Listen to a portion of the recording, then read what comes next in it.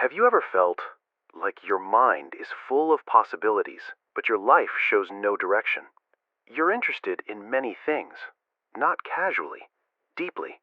You can imagine yourself doing all of them, learning them, mastering them, becoming something through them, and for a moment, each one feels right, but none of them last. At first, it feels like curiosity. Then it starts to feel like confusion, and eventually it turns into quiet frustration. Because you're not empty, you're overloaded. People often say having many interests is a strength, and it is, but only when it's controlled. Because unmanaged curiosity doesn't expand your life, it fragments it. Your mind is not scattered by accident, it is structured that way. Your brain is wired to notice patterns, possibilities, alternatives. It constantly asks, what else? What if there's something better? What if this is not the best path? And that question never stops. So even when you choose something, your brain does not settle. It keeps scanning, it keeps comparing, it keeps suggesting. And this creates a hidden instability.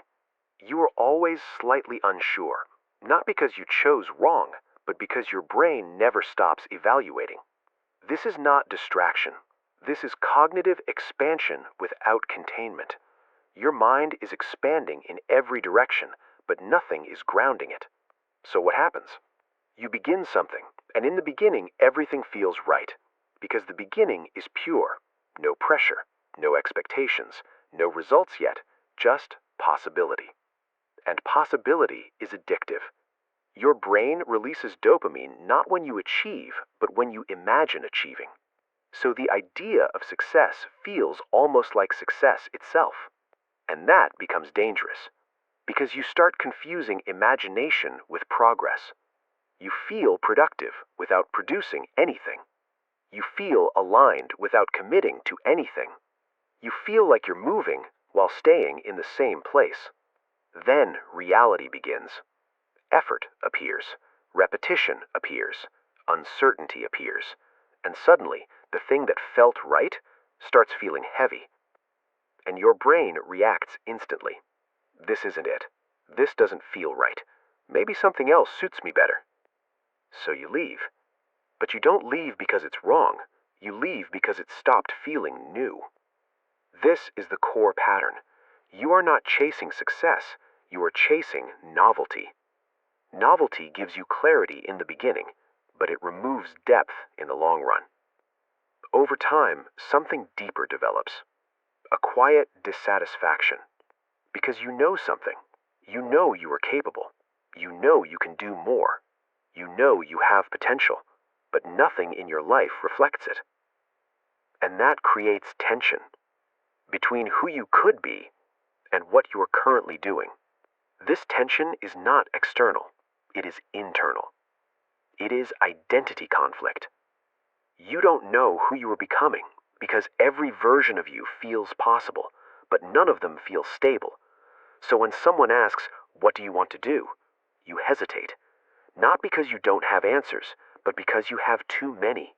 And every answer feels incomplete, because choosing one feels like losing the others. This is where fear enters. Not fear of failure, but fear of exclusion. You are not afraid to try. You are afraid to choose, because choosing creates limits, and your brain resists limits. It wants expansion, freedom, possibility. But here's the truth.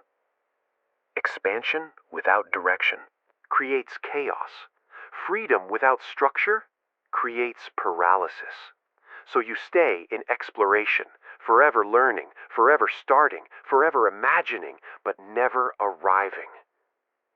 And slowly, your confidence starts decreasing. Not because you failed, but because you never stayed long enough to prove yourself. Your brain starts building a belief.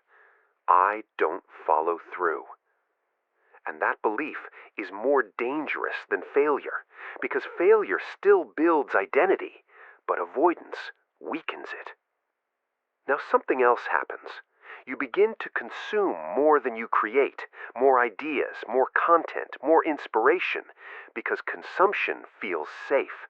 It gives you the feeling of progress without the risk of action. But the more you consume, the more options you see.